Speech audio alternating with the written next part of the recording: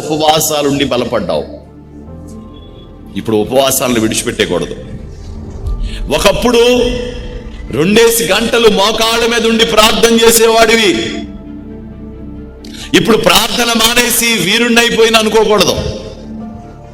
ఒకప్పుడు ఆయా సందర్భాలను బైబిల్లో చదివి దాన్ని అండర్లైన్ చేసి దైవజనుడా ఈ మాటలు ఎలా రాయబడ్డాయని విని దాని ద్వారా వాక్యం నేర్చుకున్న వాడివి.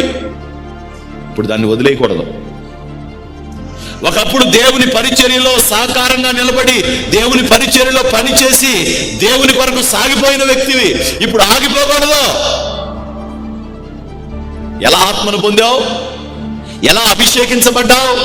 ఎలా ఈ కృపంతా వచ్చింది? ఎలా ఈ గౌరవం అంతా కలిగింది?